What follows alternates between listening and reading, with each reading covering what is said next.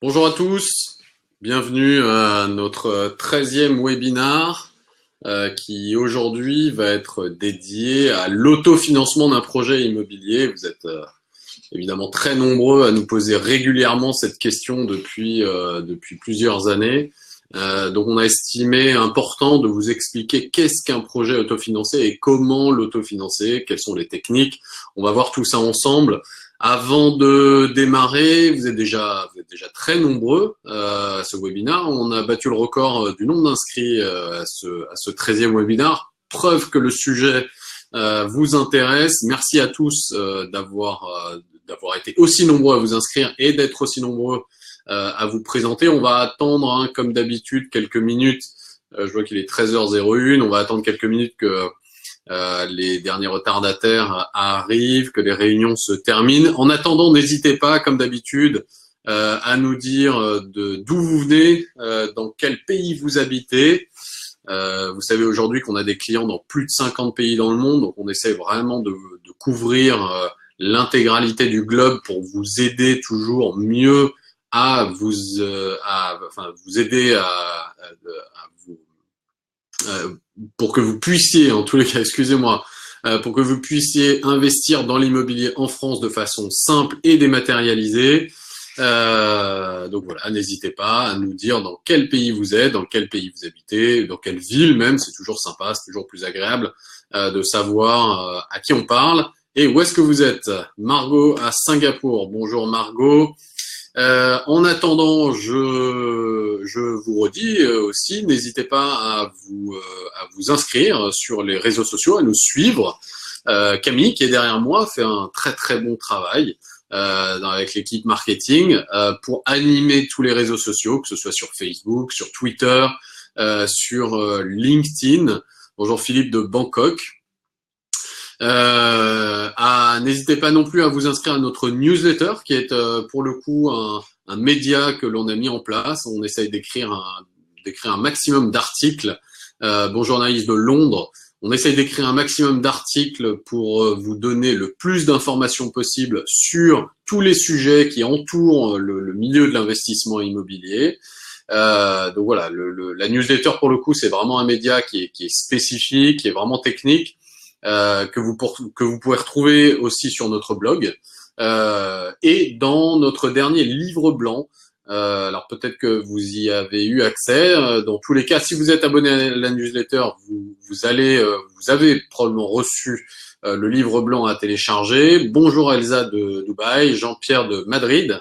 On a vraiment des personnes des quatre coins du monde aujourd'hui. Bonjour Benoît de Tokyo, où on a pas mal de clients à Tokyo, évidemment à Dubaï aussi.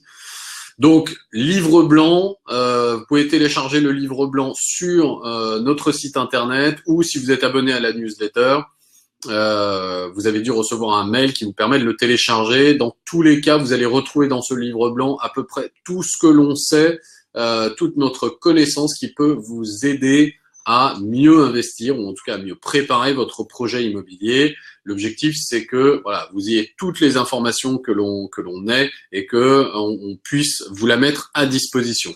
Donc, le blog, le livre blanc, la newsletter, les réseaux sociaux. Bonjour Priscilla, de France. On a aussi des clients en France, bien évidemment.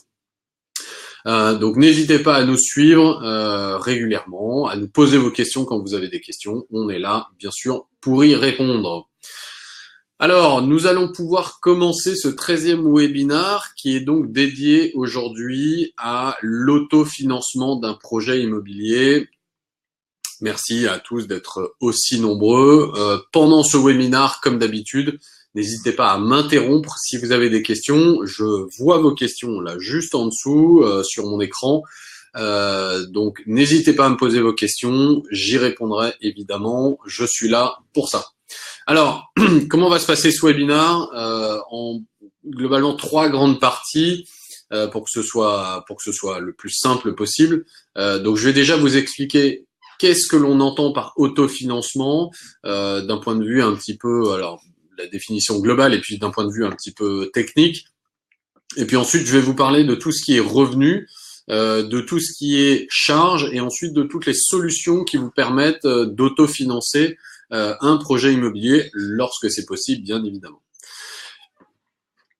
Alors Vincent qui me dit problème de vidéo et de son, je n'entends et ne vois rien. Alors je pense que Vincent, vous devez avoir un problème peut-être avec votre connexion.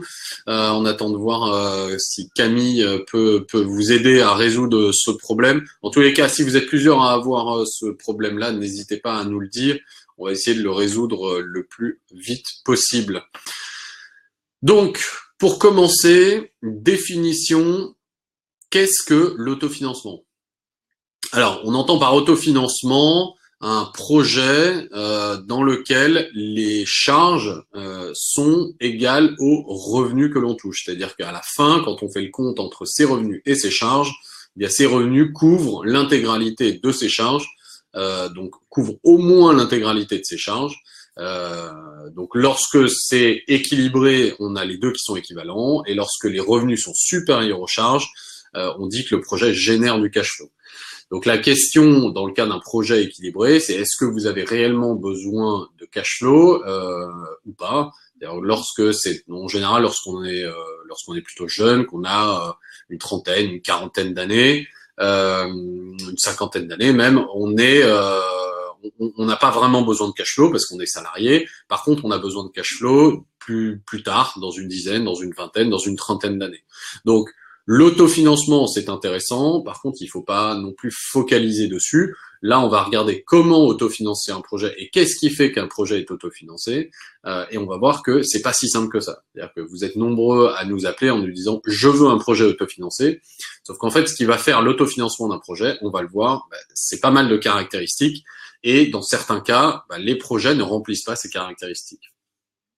Donc, la définition de l'autofinancement, c'est vraiment lorsque les charges couvrent l'ensemble des revenus. Alors, si on regarde un petit peu lorsque les revenus, couvrent l'ensemble des charges. Alors, si on fait un petit peu le détail des revenus, qu'est-ce qu'il y a comme type de revenus? Évidemment, dans le cas d'un investissement immobilier, vous n'avez que les loyers. Donc, on va prendre l'ensemble des loyers sur l'année, et puis on va prendre ces loyers hors charge. Puisque les charges, c'est quelque chose que, de toute façon, vous allez payer à la copropriété. Donc, ça s'appelle les charges de copropriété. Donc, on va prendre l'ensemble des loyers hors charge. Donc, c'est vraiment ce que vous allez toucher. Alors, ces loyers-là, on verra que on peut les optimiser. C'est-à-dire que, comme vous n'avez que les loyers en tant que revenus, l'objectif, ça va être de maximiser ces loyers-là. Et il existe plusieurs façons de maximiser les loyers dans le cadre d'une location. Ensuite, si on regarde le pendant, donc l'ensemble des charges, alors là pour le coup il y en a plusieurs. Le plus gros des charges, c'est bien évidemment les mensualités, le remboursement du prêt que vous allez faire, puisque dans le prêt vous avez le capital, donc le montant que la banque vous prête, mais vous allez aussi rembourser le taux d'intérêt, qui est ce que la banque vous facture pour vous prêter de l'argent. Donc là aussi, on verra plus tard que vous avez différentes façons d'améliorer ou d'optimiser, dans tous les cas, ces mensualités. En termes de charges, après, vous avez toute une série de charges qui va concerner l'appartement en lui-même. Donc tout ce qui va être charge de l'appartement, donc l'eau, l'entretien, les réparations. Vous avez des assurances un peu plus, des charges un peu plus financières, comme l'assurance par exemple, l'assurance décès invalidité qui est l'assurance de prêt, l'assurance de propriétaire non occupant qui est l'assurance de l'appartement, et puis tous les frais qui sont liés à la copropriété de manière générale. Vous avez également si vous mettez votre bien en location, vous avez également quelques charges qui sont liées à la location, dont la gestion locative, si vous avez un service de gestion locative, la recherche de locataires, qui a aussi un certain coût. Donc, il va falloir trouver un bien dans lequel il n'y a pas trop de turnover, sinon le turnover va augmenter vos charges mécaniquement. Donc, vous avez toute une série de charges comme ça, qui vient s'additionner ou en tout cas se soustraire à tous les revenus que vous allez avoir pendant un an. Donc à tous vos loyers que vous allez avoir pendant un an. Alors maintenant, si on attaque le vif du sujet, bonjour Jérémy d'Amsterdam. Si on attaque le vif du sujet, comment équilibrer le montage? Donc, comment faire en sorte que ces revenus soient à peu près égaux à l'ensemble des charges? Alors Thibaut qui nous pose une question, un dossier montrant qu'un investissement locatif est à 100% autofinancé, peut-il aider à obtenir un emprunt auprès d'une banque? Alors, ben, c'est une très bonne question. Justement, on va voir que c'est l'inverse qui se passe, c'est-à-dire que c'est plutôt le montage financier qui va faire que le projet est autofinancé ou pas. Bonjour Amel de Casablanca, bienvenue à ce 13e webinar. Alors, donc comment on peut faire déjà pour augmenter ses revenus, puisque c'est la question que tout le monde se pose en général, c'est comment faire pour avoir le maximum de revenus pour pouvoir avoir ce montage équilibré.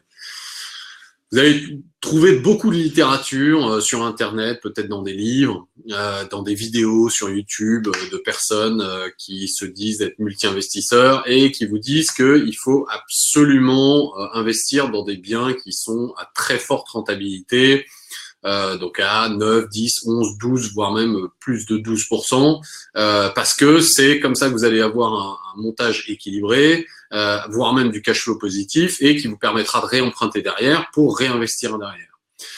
Alors, théoriquement parlant, c'est effectivement le cas, ces personnes ont raison. Par contre, ce qu'il faut bien voir, et ce que je vous répète à chaque webinar, et on apprend ça en finance quand on investit en finance aussi, c'est que une rentabilité équivaut toujours à un risque. Donc, plus vous allez chercher des biens ou des actifs de manière générale à rentabilité élevée, plus le risque associé à cet actif sera élevé. Si quelqu'un vous dit le contraire, il a tort. C'est ce que beaucoup ont pensé pendant les années Madoff, pour ceux qui se souviennent, dans les années 2005 à 2008, si mes souvenirs sont bons. Beaucoup pensaient qu'il n'y avait pas de risque et que ça générait beaucoup de rentabilité. Et en fait, il se trouve qu'il y avait un énorme risque puisque, au final, c'était une pyramide. C'était un système pyramidal qui s'est complètement écroulé. Bonjour Julien de Barcelone. Donc, faites attention, une rentabilité est toujours associée à un risque. Donc, tous ceux qui vous vendent absolument des très fortes rentabilités, en général, omettent de vous dire qu'il y a un risque qui va avec. Mais sachez qu'il y a toujours un risque qui va avec. Alors, dans l'immobilier, on en a déjà parlé. Le risque qui est associé à la rentabilité, c'est quoi? Il y en a deux. C'est le risque de ne pas louer l'appartement ou d'avoir des taux de turnover qui sont tellement élevés que vous allez avoir des coûts derrière qui sont très élevés. Ou alors, le risque de ne pas arriver à revendre l'appartement. Donc ça, c'est un risque de liquidité, ça s'appelle.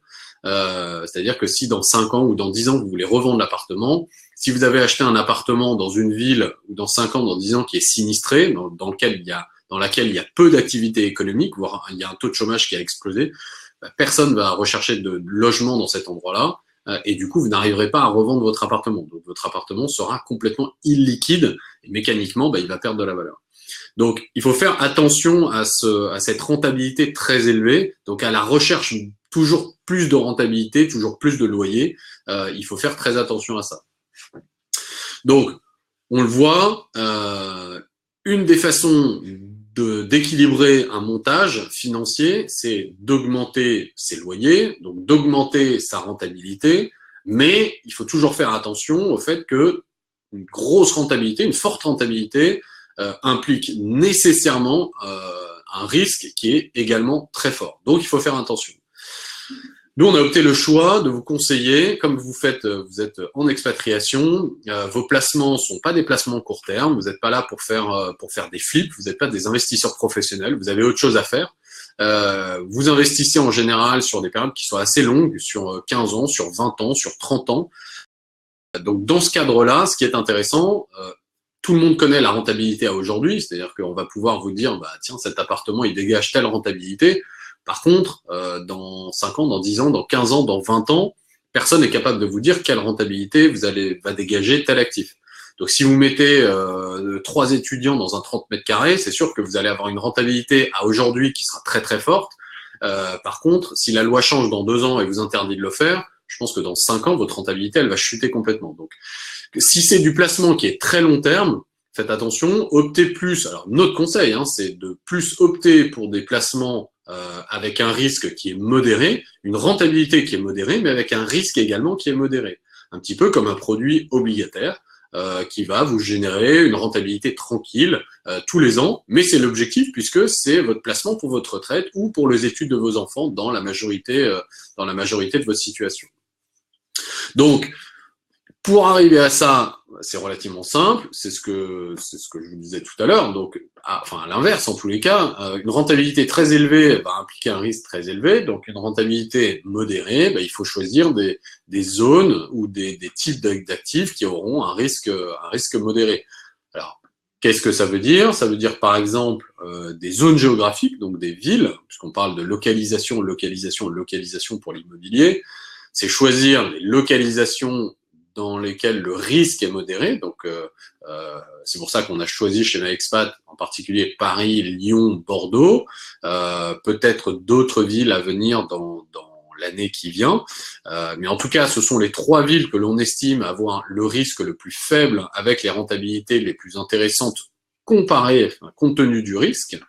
Après, vous avez la localisation donc au sein même de la ville. C'est-à-dire que si vous investissez dans les vraiment hyper centre-ville, vous allez avoir des rentabilités qui seront qui vont être tirées vers le bas, et parce que le risque de ne pas arriver à louer ou le risque de ne pas arriver à revendre un jour est extrêmement faible. Donc, vous avez très faible risque, donc la rentabilité qui est plutôt faible aussi.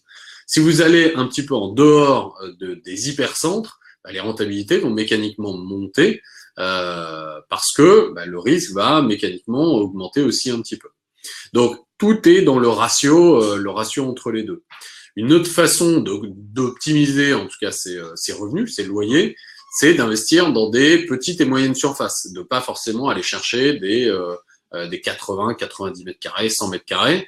Ça, je pense que vous le savez tous, les studios, les 2 pièces, jusqu'à 50, 60 mètres carrés, ce sont des biens qui se louent très très bien, qui se louent plus facilement, encore mieux si c'est meublé, surtout pour du studio par exemple. C'est des biens qui en général ont un budget, enfin qui tournent autour de budgets qui sont pas très élevés, qui tournent autour de 200, 300, 400, 500 000 euros pour des budgets à Paris, mais en tout cas qui sont des budgets qui sont abordables. Et puis élément important, si vous voulez optimiser vos revenus, et quelque chose auquel on ne pense pas forcément, c'est de jouer sur l'attractivité de l'appartement que vous allez acheter. Alors, qu'est-ce que c'est l'attractivité? Il suffit pas d'acheter un appartement et de le mettre en location et de dire, j'espère qu'il se louera bien. En fait, ce qu'il faut savoir, c'est il faut se mettre à la place des locataires. C'est-à-dire que si vous êtes locataire dans un studio, plus le studio sera agréable à vivre, plus vous aurez un propriétaire qui sera agréable et qui mettra un peu de moyens pour refaire un double vitrage, pour mettre des rideaux parce que les rideaux sont cassés, etc. Plus le locataire aura envie de rester. Si vous êtes un propriétaire qui refuse de faire le moindre investissement dans son appartement et que vous avez des reproches de la part d'un locataire, par exemple, et automatiquement, le locataire, s'il trouve quelque chose de mieux, il va changer. Donc, on voit bien que l'attractivité d'un bien et le comportement qu'un propriétaire va avoir vis-à-vis de ses locataires est aussi extrêmement important par rapport au turnover que peut avoir un appartement, et donc va mécaniquement jouer sur les revenus que vous allez avoir, sur vos loyers. Donc ça, c'est le petit conseil de fin que l'on donne en général régulièrement à nos clients. Là, je vous le donne aujourd'hui, auquel on ne pense pas forcément, mais qui est extrêmement important parce que c'est souvent ça qui fait la différence dans un appartement. Alors, on voit que malgré le fait que dans le cadre d'un investissement immobilier, il y a assez peu de façons d'augmenter ses revenus. En tout cas, il y a beaucoup de façons de l'optimiser avec des petits leviers comme ça. Donc, vous pourrez les retrouver, bien évidemment, en replay si vous n'avez pas eu le temps de prendre des notes. Mais on voit qu'il y a des petits ajustements à faire un petit peu à tous les niveaux pour optimiser ses revenus. Alors, si on aborde maintenant le cœur du sujet, qui est les charges. L'objectif d'un investissement équilibré, ça va être de diminuer ses charges. Diminuer ses charges de façon à ce que les charges collent aux revenus, ou en tout cas soient inférieures aux revenus. Alors, vous avez 2 façons, pour faire simple, pour que vous ayez des ordres de grandeur, vous avez 2 façons de faire un montage équilibré. C'est soit vous jouez sur la durée du prêt. Donc on sait que plus un prêt est court, plus le taux d'intérêt est faible, donc moins le prêt va vous coûter d'argent. Mais par contre, plus les mensualités seront élevées, puisque vous allez rembourser le même montant sur une période plus courte. Donc, si vous divisez 100 par 10 pour un prêt sur 10 ans, ou si vous divisez 100 par 5 sur un prêt sur 5 ans, bah, automatiquement, les mensualités augmentent. Donc, en augmentant la durée du prêt, vous allez mécaniquement baisser le montant de vos mensualités. Grosso modo, vous pouvez retenir que si vous faites un prêt sur 10 ans, vous allez avoir un certain montant de mensualité. Si vous le prêtez sur 20, vous allez avoir à peu près 2 fois moins, enfin les mensualités vont être divisées par 2 que sur un prêt sur 10 ans. Ce sont des ordres de grandeur, encore une fois, le calcul est plus complexe que ça, mais ce sont des ordres de grandeur.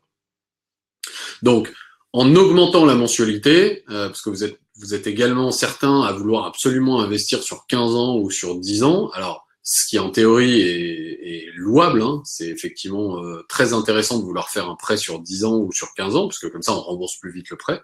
Par contre, si on n'a pas la capacité de rembourser aussi rapidement, on se fait vite rattraper par son taux d'endettement, et il suffit de rallonger la durée de l'endettement pour faire baisser les mensualités et automatiquement avoir un montage qui est beaucoup plus équilibré. Donc ça, c'est la première façon de baisser assez drastiquement ces charges. On voit que les mensualités sont divisées par 2 si on double la durée du prêt. L'autre façon, c'est bien évidemment de moins emprunter. Alors comment on emprunte moins? En apportant plus. Donc sur un projet à 300 000 euros par exemple, si vous avez 50 000 euros d'apport, vous devez emprunter 250 000 euros, donc ça va vous coûter de l'argent. Si vous avez 200 000 euros d'apport, vous n'allez emprunter que 100 000 euros. Donc en empruntant que 100 000 euros, vous allez faire chuter aussi le montant de vos mensualités, mais parce que vous aurez moins emprunté. Donc on voit bien que l'apport personnel dans un projet immobilier est extrêmement important aussi. Et alors, je ne vais pas rentrer dans les calculs parce on est vraiment dans du calcul, dans de la mathématique financière. Mais par contre, on se rend compte que le fait que vous mettiez, sur un projet à 300 000 euros par exemple, le fait que vous mettiez 20 000 euros d'apport ou 100 000 euros d'apport, pour le coup, ça fait chuter drastiquement, ça fait vraiment chuter les mensualités que vous allez avoir. Donc, on voit que l'impact de l'apport personnel et l'impact le plus fort, c'est celui qui est, c'est le facteur qui est le plus fort dans le fait qu'un projet va être équilibré ou non. Donc, nous, c'est pour ça qu'on vous dit, quand on vous a au téléphone souvent, et que vous nous dites « je veux un montage équilibré », on vous dit en fait, ça va dépendre du montant de votre apport personnel. C'est aussi simple que ça. C'est-à-dire que si vous n'avez pas d'apport personnel, vous ne pourrez pas avoir de montage équilibré. En tout cas, dans les villes dans lesquelles on couvre, c'est mécaniquement possible, c'est financièrement possible, mais par contre avec des rentabilités qui sont extrêmement élevées et donc un risque qui est très élevé aussi. En tout cas, pour un risque qui est modéré, donc pour des rentabilités qui sont de l'ordre de entre 3 et 5% par exemple, pour couvrir les différentes villes que l'on couvre, il vous faudra entre 20 et 50% d'apport pour arriver à avoir un montage équilibré. Donc, si on regarde en détail, par exemple à Paris, les rentabilités sont de l'ordre de 3, 3,5. On peut trouver du 4% en allant chercher dans des périphéries un petit peu, 18e, 19e, 20e. Mais on est plutôt autour de entre 3 et 4% en rentabilité brute. Hein. Alors, on se rend compte en faisant un calcul financier que pour que les montages soient équilibrés à Paris, avec ces rentabilités-là, donc avec ces niveaux de revenus-là, il faut que l'apport personnel représente 50% du prix de l'appartement. Si vous n'avez pas au moins 50% du prix de l'appartement en apport personnel, votre montage ne sera pas équilibré. Quel que soit le budget que vous avez, quel que soit le type d'appartement que l'on trouve, alors, encore une fois, hein, ce sont des ordres de grandeur, mais en tout cas, quel que soit le budget que vous avez, que vous ayez 100 000, 200 000, 300 000, 500 000 euros, pour des petites et moyennes surfaces, retenez que il faut que votre apport personnel représente 50% du prix de l'appartement. En dessous de 50% d'apport, vous allez avoir un effort d'épargne. L'effort d'épargne, c'est le complément que vous allez devoir mettre tous les mois pour pouvoir payer l'ensemble des charges qui vont être liées à l'appartement. Si on regarde dans d'autres villes, par exemple à Lyon ou à Bordeaux, où les rentabilités sont plus élevées qu'à Paris. Donc, mettons Lyon et Bordeaux, les rentabilités sont plutôt autour de entre 4 et 5%. Alors Bordeaux, attention, je parle pas de l'hypercentre, hein, je parle plutôt de la périphérie de Bordeaux, où on est sur des rentabilités entre 4 et autour de... Bon, la rentabilité moyenne, c'est 4, on peut monter à 4,5, voire 5 si on va vraiment loin. Là, pour le coup, comme les loyers sont élevés, du coup, il faut un petit peu moins d'apport pour avoir un montage équilibré. Donc, si on fait le calcul financier, je vous passe le calcul, parce que c'est un calcul un petit peu technique, là, un apport de 20% ou de 30% va suffire pour avoir un montage équilibré. Donc, on voit que plus la rentabilité est élevée, plus l'apport personnel nécessaire pour avoir le montage équilibré est faible. Par contre, plus les revenus sont élevés, ça veut dire que plus la rentabilité est élevée, donc plus le risque est élevé aussi. Donc, tout le jeu de l'investissement immobilier est justement d'aller chercher une rentabilité intéressante, mais pas trop élevée pour limiter le risque, avec un montant d'apport personnel qui soit suffisant pour que vous, en termes d'effort d'épargne, vous puissiez absorber le complément entre les revenus et les charges. Alors, Sylvain qui nous pose cette question, équilibré par rapport à un prêt de combien d'années? Alors, très bonne question, effectivement. Là, je pars sur une base d'un prêt sur 20 ans, hein, puisque c'est ce qui se passe dans la majorité des cas. Donc, 50% à Paris, plutôt 20-30% à Lyon et à Bordeaux, compte tenu des rentabilités un petit peu plus élevées. Pour un financement sur 20 ans, vous avez tout à fait raison, Sylvain, de le préciser. Merci. Quelles sont les banques qui prêtent aux Français non résidents? Alors Julien, je vous invite déjà à regarder notre webinaire. Alors je ne saurais plus exactement vous dire quel est le numéro du webinaire, mais qui a été dédié au financement des non-résidents. On a traité ce sujet. Il y a beaucoup de banques qui prêtent aux non-résidents.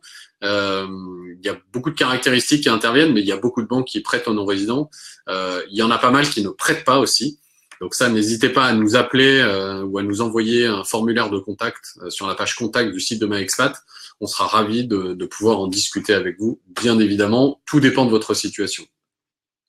Donc, on voit que, pour revenir au montage équilibré, on voit que vous avez deux façons, financièrement parlant, de réduire assez drastiquement vos charges, en tout cas vos charges financières. C'est soit d'augmenter la durée de votre emprunt, soit d'augmenter votre apport personnel, ce qui vous rapprochera du montage équilibré. Et pour avoir le montage équilibré, retenez 50% d'apport à Paris, plutôt 20-30% à Lyon et à Bordeaux, en fonction des niveaux de rentabilité que vous allez avoir. Alors maintenant, si on regarde le reste des charges que vous allez avoir sur un appartement, tout l'objectif va être de diminuer ces charges aussi et de trouver un appartement ou un bien avec le moins de charges possible. Donc, déjà sur la location, alors ça c'est pour augmenter les revenus, mais vous avez la possibilité de réviser vos loyers chaque année, donc avec ce qui s'appelle l'IRL, l'indice de référence des loyers. Donc tous les ans, vous avez la possibilité d'augmenter votre loyer du pourcentage qui est fixé par l'IRL, l'indice de référence des loyers. Vous pouvez augmenter les loyers à chaque changement de locataire aussi. Alors attention, parce que cette hausse doit être justifiée. Peut être assez facile de pouvoir justifier une hausse. Vous devez faire soit quelques travaux, soit ajouter des meubles ou des nouveaux équipements, par exemple, faire des réaménagements. Voilà, tout ce genre de petits détails, de petites choses peut vous permettre d'augmenter les loyers entre deux locataires. Attention, bien évidemment, à rester dans des niveaux de loyer qui sont cohérents par rapport au marché dans lequel vous êtes, parce que si vous mettez un loyer qui est trop élevé, au bout d'un moment, vous allez avoir un taux de turnover qui sera élevé, puisque les locataires qui vont trouver un loyer moins élevé vont aller chercher ailleurs. Donc plus le loyer va être élevé, au-delà d'un certain niveau, plus vous allez avoir de turnover. Et par rapport à votre locataire, vous pouvez aussi, bien évidemment, facturer toute la charge récupérable. Donc ça se fait dans le calcul des charges de copropriété. En fin d'année, vous allez récupérer toutes les factures, toutes les charges récupérables que vous avez payées pendant l'année. Alors les autres sujets sur lesquels vous allez pouvoir faire des économies aussi, c'est votre assurance.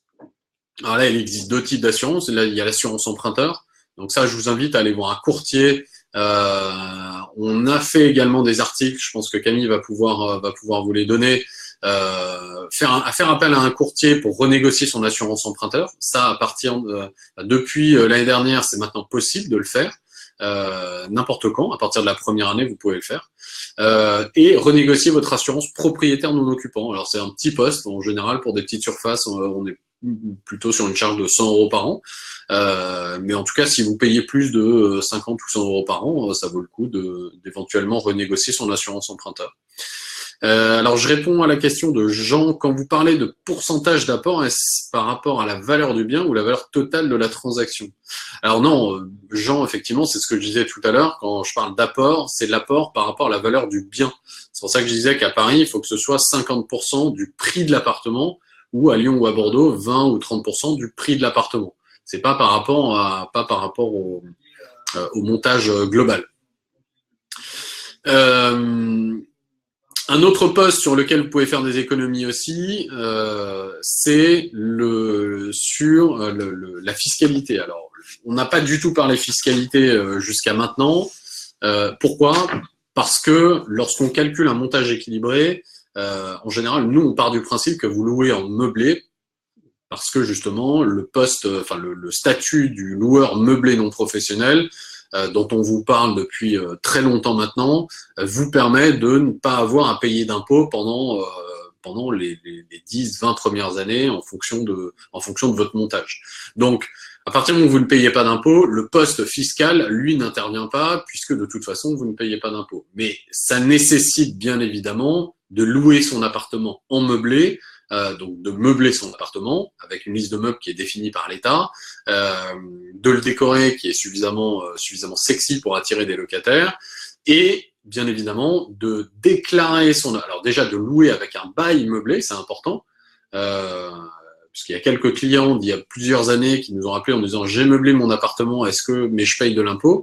Mais ils ont oublié de faire signer un bail meublé, et surtout ils ont oublié de faire une déclaration fiscale de type LMNP. Donc c'est une déclaration fiscale à part, que je vous invite à faire via un comptable. On a les coordonnées on travaille avec un partenaire qui fait ça très très bien. Pour tous nos anciens clients, vous êtes abonné à une base spécifique et vous recevez ces conseils régulièrement.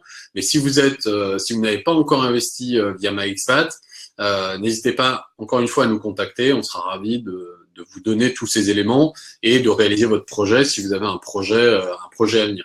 Donc, meublez votre appartement, faites le bail en meublé, donc c'est un bail spécifique, c'est pas un bail vide, c'est un bail meublé, et ensuite, pensez bien à faire votre déclaration fiscale en meublé, ça c'est extrêmement important. Et donc ça va vous permettre, lorsque vous déclarez en régime réel, là je rentre un petit peu dans les détails techniques, mais d'amortir votre bien, de déduire absolument toutes les charges que vous allez avoir, donc toutes les charges vont être déductibles des impôts, donc toutes les charges dont on vient de discuter, y compris les frais de notaire d'ailleurs, les frais d'agence, tout ça vous allez pouvoir le déduire, et donc de ne pas avoir à payer d'impôts pendant les 20 prochaines années. Donc, on arrive à la fin de ce 13e webinaire. On voit bien que lorsque l'on cherche à faire un montage équilibré, évidemment, le but, c'est d'ajuster les revenus par rapport aux charges, mais on voit surtout que le poste le plus important, c'est celui de votre apport personnel. Donc, si vous n'avez pas d'apport personnel, ou si vous avez peu d'apport personnel en pourcentage de votre budget, ou du budget que vous pouvez allouer à un projet immobilier, en fonction de ce que vous a dit votre banque, vous ne pourrez pas atteindre ce montage équilibré. Par contre, c'est pas dramatique, parce que en fonction de votre budget, et en général pour des budgets inférieurs à 500 000 euros, on y arrive relativement vite, même si vous n'êtes pas à un montage équilibré, et que vous êtes en dessous, si par exemple à Paris vous n'avez pas 50% d'apport, mais vous avez 25% d'apport, ou 30% d'apport, je sais pas, l'effort d'épargne ne sera pas de 1000 ou 2000 euros par mois, ce sera quelques centaines d'euros par mois. Donc, l'effort d'épargne que vous allez avoir si vous n'avez pas suffisamment avoir un montage équilibré sera quand même tolérable par rapport à la majorité des situations des non-résidents, en tous les cas que ceux que l'on a au téléphone. Alors, Julien qui nous dit, pouvons-nous retrouver les 12 autres webinaires sur votre site? Alors, Julien, pas sur le site, pas encore, je crois pas. Par contre, vous pouvez les retrouver sur notre page YouTube. On a une page YouTube, tapez MyExpat sur YouTube ou dans Google, MyExpat YouTube. Vous allez tomber sur notre chaîne YouTube et là, vous allez retrouver tous nos webinaires, effectivement, en replay. Ou voilà, depuis le début des webinaires, je crois que ça fait 2 ans maintenant que l'on a démarré ces webinaires qui plaisent beaucoup. J'espère que celui-ci vous a plu en tous les cas. On a vu que le montage équilibré, souvent on pense que c'est lié à son budget ou c'est lié à la ville dans laquelle on va investir, alors qu'en fait c'est beaucoup plus lié au montant de l'apport personnel que à ces différents critères qui sont plutôt contre-intuitifs. Écoutez, on va terminer ce 13e webinaire. Vous avez été extrêmement nombreux. Je crois qu'on a battu tous les records aujourd'hui. Merci à tous de nous suivre depuis les 4 coins du monde. Philippe est au Ghana. On a beaucoup de clients en Afrique. Donc n'hésitez pas à nous contacter, Philippe. Merci à tous d'avoir été aussi nombreux, aussi fidèles. C'est toujours un réel plaisir de partager avec vous, même si c'est aujourd'hui par écrit et par vidéo interposée. On passe nos journées à passer des appels aux 4 coins du monde. C'est toujours un plaisir pour nous de pouvoir vous aider. N'hésitez pas à nous contacter, évidemment, à nous suivre encore une fois sur les réseaux sociaux, donc sur Facebook, sur LinkedIn, sur Twitter. À parler nous si vous avez des personnes qui sont intéressées autour de vous. Pour investir en France, pour vendre aussi en France. On a lancé depuis le début de l'année la possibilité de faire une vente en ligne sans avoir à se déplacer. Donc, si vous avez des biens à vendre ensemble, on aide aussi les non-résidents à vendre des biens ensemble sans avoir à se déplacer. Et puis, bien évidemment, je vous dis à très bientôt pour un 14e webinar que l'on organisera avec Camille. Un grand merci à Camille d'avoir préparé ce webinaire. Et puis, je vous dis donc à très bientôt. Une très bonne fin de journée pour certains et un très bon début de journée pour d'autres. Un grand merci à tous et à bientôt. Au revoir.